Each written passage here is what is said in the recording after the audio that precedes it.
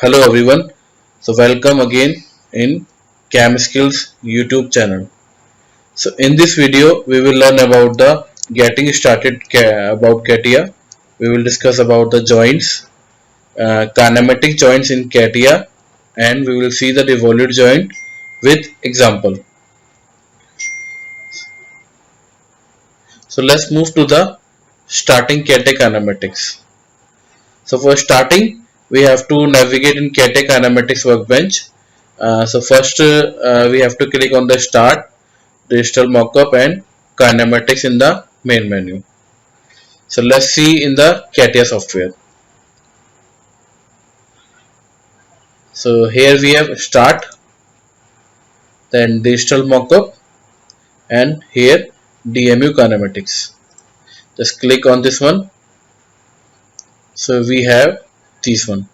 This is the GUI of Catia. Now let's move to the next one. The first one is the toolbars.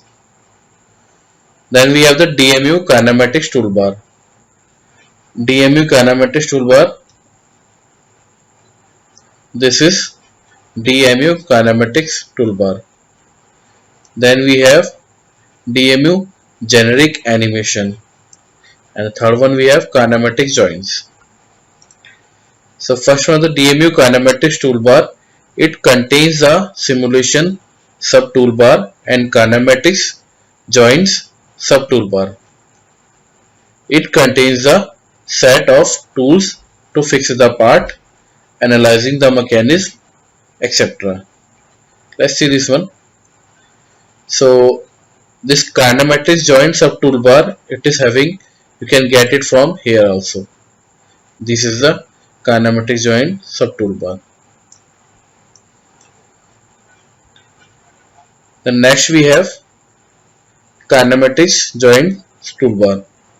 Kinematics joint toolbar is used to apply 17 types of kinematics joints. So these are all the 17 types of kinematic joints which we will discuss later. The third one we have DMU generic animation toolbar. The DMU generic animation toolbar contains the tools for simulating and tracing the motion of mechanism. So here we can trace, we can simulate, we can animate the part with the use of these toolbars command. This is one.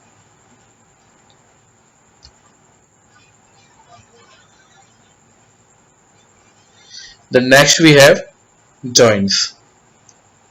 So this is the important part here. What is the use? It is used to connect one or more mechanical parts to another. Here you can see in the diagram, in the below diagrams, the first one is the revolute and prismatic. You can see here, it is used to connect one or more mechanical parts to another, designed to allow relative movement of these mechanical parts. Mechanisms require proper joint relationships among all the parts in order for motion to be simulated successfully. You can see here this is a revolute and it is having 1 degree of freedom, and it is showing by the arrow that it can rotate. Next we have prismatic, that is also having the 1 degree of freedom and it is showing as a translation motion. The third one is having the screw. It also contains 1 degree of freedom and this is the screw, it can rotate. Cylindrical, it is having the 2 degree of freedom. One is the translation and the second is the rotational. Then we have spherical, that is a 3 degree of freedom. And we have planar, is also having the 3 degree of freedom. Then we have kinematics joints in Catia. We are having the 3 types of joints. The first one is the lower pair joints. A lower pair joint is one in which contact between two rigid members occurs at every point of one or more surface segments.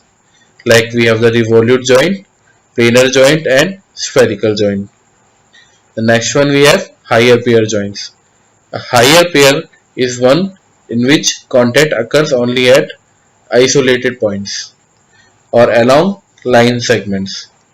All other things being equal, a higher pair will produce higher contact stresses than a lower pair will. Like we have cylindrical roller, cam pair and rolling ball. The third one we have compound pair joints. A compound joint is a complex mechanism but is regarded as kinematically equivalent to a lower pair joint. Like we have the ball bearing, universal joint and roller side. We have the 17 different types of joints which is classified under 4 categories. The first one is the joints using assembly constraint. That is, a revolute joint is defined by two constraints. The first one is the coincidence between two lines and an offset between two planes. Then joint using topological or geometrical elements. A point curve joint is defined by a point and a curve. Then we have compound joint using other joints. That is, a gear joint is defined with two revolute joint. Axis based joint is defined with axis system. That is a universal joint. Now we have revolute joint. The revolute joint is a rotation joint. It eliminates 5 degree of freedom and allows only one rotation. That is, a 1 degree of freedom is remaining. As you can see in the previous diagram. It is used when one part must rotate with respect to another about a linear axis common to both parts. A good example is a bearing rotating on a shaft. And here we have the angle driven. Then it is showing angle command to be used when the rotational movement is a driver within the mechanism. So let's move to the software. So here we will import the file. Let's say we can say file and open. So we have created the Revolute Joint example here. Just select this one and then open the file. So you can see here we are having here axle and two wheels are there. So we will apply a Revolute joint here. You can see here this one is a Revolute joint. So first we have to select the Revolute joint and we will start a new mechanism here. So just click this one, new mechanism, and define the mechanism. Let's say I am defining it to Revolute. Okay, now we have to select the line. So I am just applying it on the left wheel. Select the line that is the axis of this wheel and then axis of the axle. Now plane I am selecting the plane of this wheel and then axis. Okay, so here I selected this one. Now it is defining as the null offset. Null offset means there is no distance between offset distance between these two planes. If we define offset, we can define the distance between these two planes. But I am defining as a null offset. Okay, so here I am then just clicking it OK. So you can see here and just extract the application mechanism, and here you can see it is showing revolute, degree of freedom is 1. Okay, now but after that we have to fix this axle part. So just to select this one and then fixing this one. Okay, we are having revolute and just double click on it. You can see here revolute, close this one and just extract this joint and then revolute, click on this one and just select this angle driven. Okay, you can define it to minus 360 degree to 360 degree. Just clicking in on OK. Now a pop-up message will occur. The mechanism can be simulated. Click on the OK. Now move to the simulation toolbar. Click this one. Now select the mechanism here which I created as a revolute. Click OK. Now you can see here we got a kinematic simulation revolve window here. This is the edit simulation. Okay, now this is the viewpoint, we have to insert this one. You can see here. We can check it. It is rotating. Okay. Either you can insert manually, or you can insert the automatic insert. Let's say automatic insert. Now check this one. Clicking OK and then changing the speed.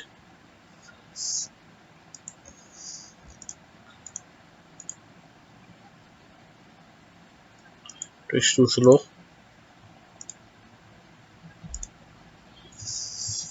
You can see here.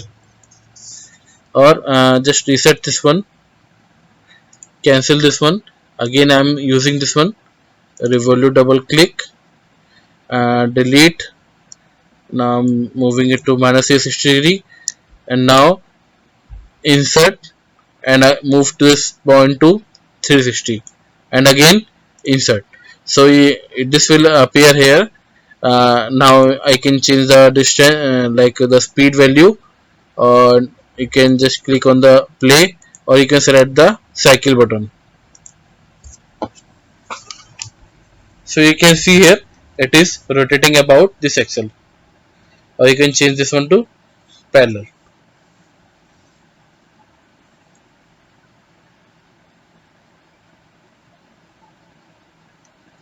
So here we apply this revolute joint on the left rear wheel.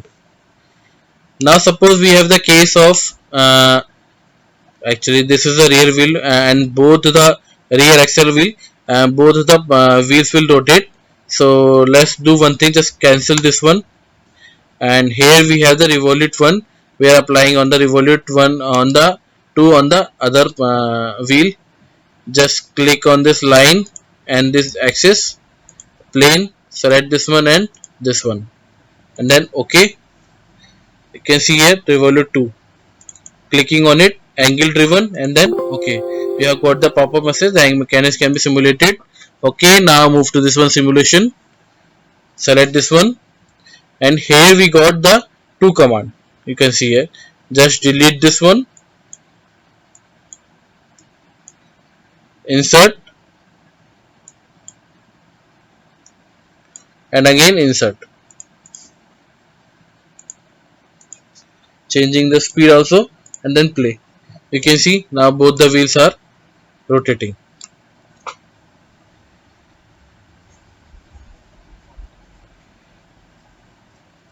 So in this way we can use a revolute joint in DMU Kinematics. You can see here we can check the easily the mechanism and the rotation part of the assembly. So we'll move to the our slide window. So we have completed this one. Now what are the highlights of the video? So highlights are the joints determine the allowable motion between two or more parts. A lower pair joint is one in which contact between two rigid members occurs at every point of one or more surface segments. A higher pair is one in which contact occurs only at isolated points or along line segments. A combined joint is a complex mechanism but is regarded as kinematically equivalent to a lower pair joint. One of the parts in a kinematics mechanism must be fixed before simulation is possible. The fixing part we have apply on the axle part. So this is the highlight of the video. We have completed the revolute joint. In the next video we will cover the next joint. Thank you.